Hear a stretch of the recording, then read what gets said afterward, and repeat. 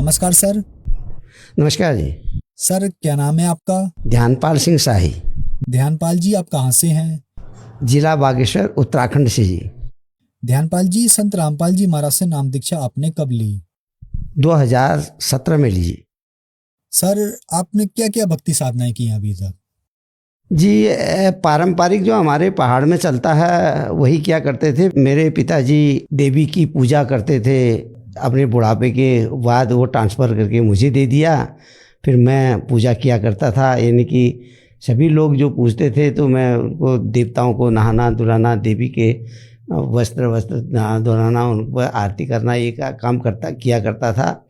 उसके साथ ही सभी जो त्योहार तीज होते हैं वो सभी करते थे।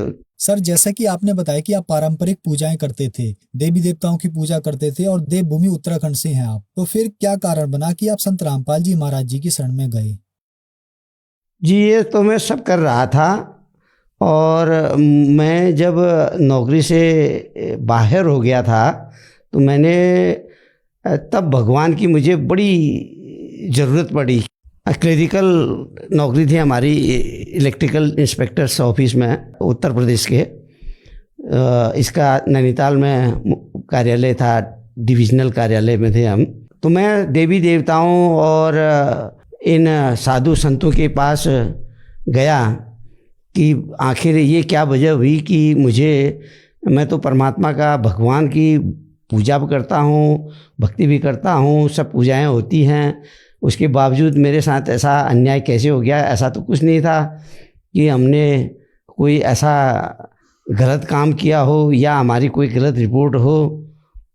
तो मुझे कहीं पर सेटिस्फेक्शन नहीं मिला। मैं लखनऊ में भूतनाथ के बाबा के पास गया। ऐसी चर्चा थी कि भूतनाथ बाबा उधर से कहाँ से, सीतापुर से 1 मिनट में सीतापुर में दिखते हैं, उसी समय लखनऊ में दिखते हैं। वो बड़े ज्ञाता हैं, बड़े जानकार हैं, वो सब भूत भविष्य की बताते हैं। तो मैं भी लाइन में लगा, वहाँ 2-3 मरतबा गया उधर, और वहाँ पर भीड़ भाड़ में जैसे तैसे मैंने बाबा जी के पास तक पहुँच गया। मैं वो वहाँ पर गुफा बनाए हुए थे अपने मंदिर के पास में, और एक धुनी जली थी, धुनी के पास बैठे थे, राख ले करके कपाल पर वो दर्शनार्थियों के लगा रहे थे। मैं भी उनके पास पहुंचा। मेरा मकसद यही था कि बाबा जी मेरी नौकरी का क्या होगा, मेरा तो नौकरी छूट गई है और कैसे इसका मुझे वापसी मिलेगी इसकी। तो बाबा ने मेरे बोलने से पहले ही राख निकाली, मेरे सिर पर लगाए, बोले देवी जी रुष्ट है तेरे से, और फिर आना, अभी जाओ, जब जैसा आदेश होगा वैसा होगा। फिर अब हम फिर गए उनके पास में, तो वो मिले नहीं। कहा वो कहीं अपने दूसरी जगह गए हैं। फिर तीसरे अटेम्प्ट गए, फिर नहीं मिले। तो इससे हमने अंदाज़ा लगा लिया कि ये सब जो है बेकार की बातें हैं, कुछ है नहीं इसमें ताकत। जो भी देवी देवताओं का पूजा पाठ थी उसमें से हमारी रुचि हट गई। परंतु इतना ज़रूर था कि परमात्मा भगवान तो हैं कहीं न कहीं, क्योंकि ये सृष्टि जो बनी है ये इसको संचालित करने वाला तो है ही है। ये हमें विश्वास ज़रूर था। और इसी वजह से हम टीवी पर ये जो आजकल बहुत वो चल रहे हैं, संत लोगों के प्रवचन चल रहे हैं, कोई कथा कह रहे हैं, कोई कथाकार हैं, तो उनको सुनते थे, लेकिन रुचि नहीं बनती थी किसी में। एक दिन रामपाल जी महाराज जी का सत्संग चल रहा था। साधारण से आदमी सफ़ेद कुर्ते पजामे में बैठे हुए। पहले दिन तो हमें अजीब सा लगा, ये क्या बोल रहे हैं क्या नहीं बोल रहे हैं। फिर उसके बाद ज़रा सा इच्छा बनी कि और देख लेना चाहिए, इसी समय तो आता है शाम को ही। तो 1-2 दिन और देखा हमने, तो रुचि बन गई हमारी संत रामपाल जी महाराज के वचन को सुनने में, वाणी को सुनने में। बहुत उनसे अपने शास्त्रों से खोल करके दिखा रहे थे जी। इस तरीके से हम संत रामपाल जी महाराज के शरण में आए।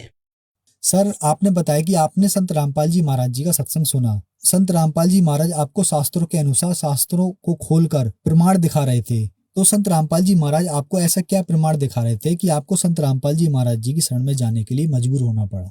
जी हाँ, बिल्कुल, ये बहुत उत्तम सवाल है सर। शास्त्रों के बारे में सभी हमारे यहाँ पर जो हमारे पूजा पाठ वगैरह वगैरह करवाते हैं पंडित लोग, तो वो ज़रूर बात करते थे, ये शास्त्रों में कहा है, ये गीता में कहा है, ये वेदों में बोला जाता है, परंतु कभी भी उन्होंने इंगित करके नहीं दिखाया कि वेद इस अध्याय में इतने नंबर श्लोक में या मंत्र में ये बात कही है। वो मनमुखी अंदाज से तुक्का लगा करके बोलते थे। और रामपाल जी महाराज उंगली लगा करके और वो चैप्टर को खोल करके, वो अध्याय को खोल करके बता रहे थे कि इस ऋग्वेद में मंडल नंबर इतने में यहाँ पर ये बात कही है। गुरु जी का ज्ञान शास्त्रोक्त है, शास्त्रों से प्रमाणित है, केवल हमारे हिंदू धर्म के शास्त्रों से ही नहीं वरन सभी दूसरे धर्मावलंबियों के, जैसे मुस्लिम का कुरान शरीफ है और ईसाइयों का बाइबिल है, सिख धर्म का गुरु ग्रंथ साहिब हैं, इन सभी जो शास्त्र हैं, जो सभी ग्रंथ हैं, इनसे प्रमाणित करके भक्ति को बताया संत रामपाल जी महाराज जी ने। वो ही हमारे दिल में जची और उसी को आधार बना करके हमने गुरुजी बनाए संत रामपाल महाराज को, और उनकी बताई हुई भक्ति पर आरूढ़ हैं। सर, आपने संत रामपाल जी महाराज जी को अपना गुरु बनाया, तो गुरु बनाने के बाद जैसे बहुत सारे श्रद्धालुओं को लाभ मिलते हैं, तो क्या आपके साथ भी कुछ ऐसे अनुभव हुए? जी, मुझे अनमोल शारीरिक लाभ हुए, आध्यात्मिक लाभ हुआ कि हमको सत भक्ति मिली और मोक्ष मार्ग मिल गया। वैसे भी हमारी मौत थी 2018 में, बड़े एक्सीडेंट हुआ था हमारा। एक स्कूटी से साइकिल में हम सवारी कर रहे थे, जा रहे थे कहीं, घर से निकले थे और इसका टाइम था, लॉकडाउन का टाइम था उस समय, कोरोना की वजह से, और वो हमारी मौत पता नहीं, जबकि वही चल ही नहीं रहे थे वाहन, और वो कहाँ से आया और मेरी ही लेन में सीधा आ करके सीधे पूरे फोर्स से टक्कर मार दी उसने। जैसे 2-3 गज का फासला रहा होगा, तो परमात्मा ने मेरी याददाश्त को लुप्त कर दिया। मैंने आवाज़ ज़रूर सुनी, बड़ी जोर की आवाज़, और मैं जब 5-7 मिनट बाद मुझे होश आया तो मैं देखा कि लोग मेरे चारों तरफ से खड़े हो रहे हैं और उठा चलो, ले चलो कह रहे हैं। एक टैक्सी भी आई हुई है, उसमें रख करके मुझे ले गए। मैं कह रहा हूँ मत करो यार, मुझे चोट नहीं लगी है, कुछ नहीं हो रहा है, ज़रा सा खून हो रहा था, मुँह से आ रहा था खून, तो लोगों ने समझा कि एक्सीडेंट बड़ा हो गया है, सड़क पर इसका सिर लग गया है और ये जो है सर में फट गया है, मुंह से खून आ रहा है, इसको वहाँ पर। तो हॉस्पिटल गए, तो हॉस्पिटल में भी डॉक्टर ने पहले ही कह दिया क्या बात हुई है। उन्होंने कहा ये एक्सीडेंट हो गया था साहब यहाँ पर। उन्होंने कहा इनको रेफर कर दिया है, बागेश्वर ले जाओ, आगे जिला मुख्यालय ले जाओ।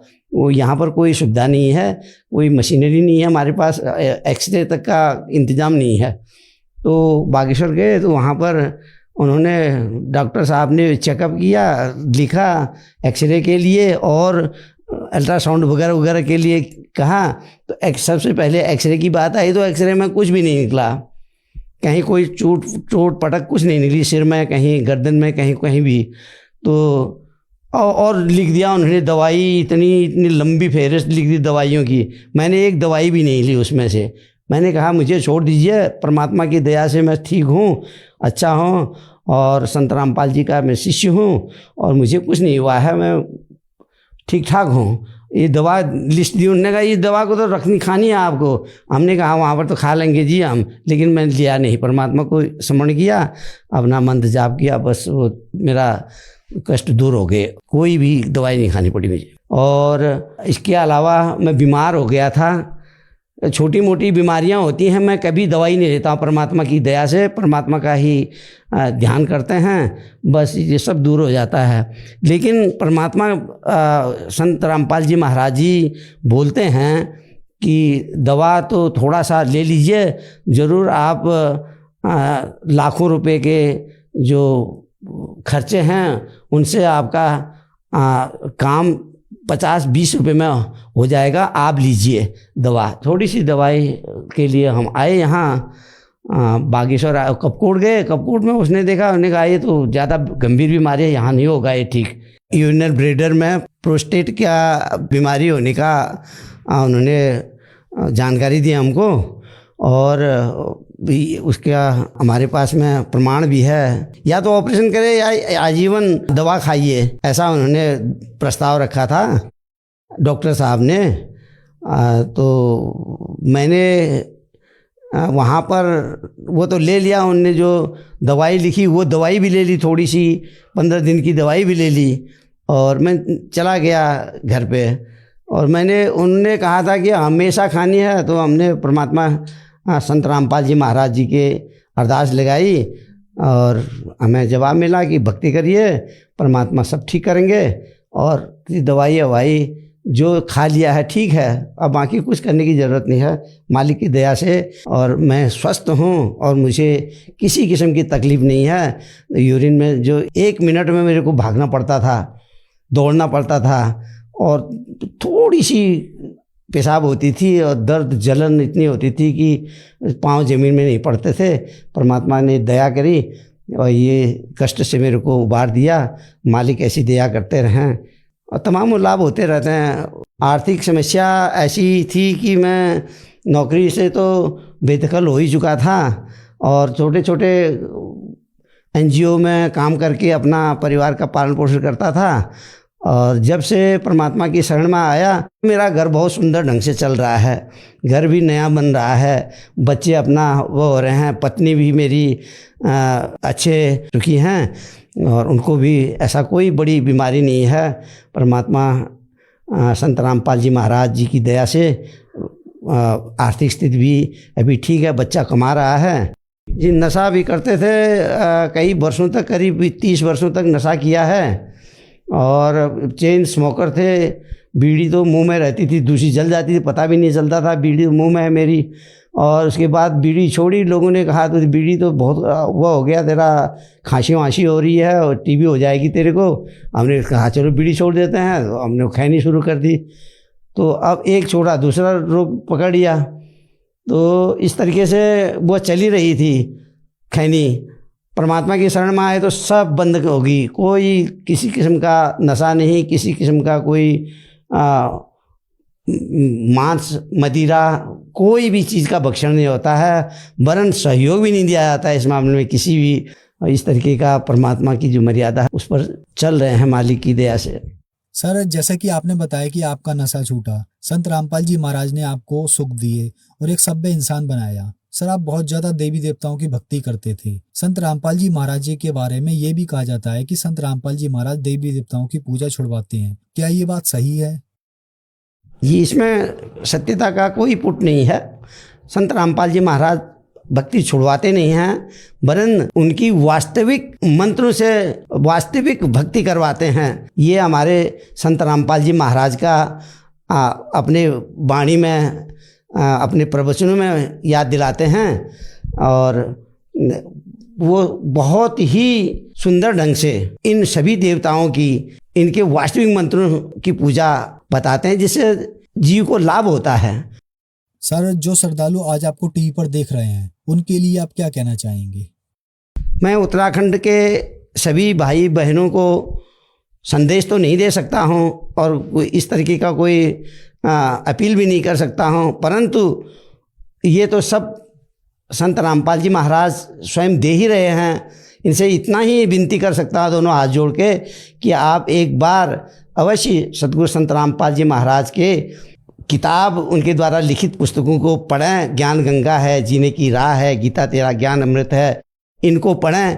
अगर इनको नहीं पढ़ सकते हैं तो TV पर गुरुजी संत रामपाल जी महाराज की सत्संग चलते हैं, और उन सत्संग को देखें और ज्ञान ग्रहण करें। ज्ञान ग्रहण करने के बाद गुरुजी से नाम दीक्षा लें संत रामपाल जी महाराज से, और अपना कल्याण कराएं। क्योंकि इस समय विश्व में एकमात्र तत्वदर्शी संत हैं जिन पर परमात्मा की कृपा है और जिनकी वाणी में ताकत है, परमात्मा के बराबर शक्ति है। आप सब अपना नाम लेकर के कल्याण कराएं। ध्यानपाल जी, अपना अनुभव हमारे चैनल पर बताने के लिए आपका बहुत बहुत धन्यवाद। सत साहिब।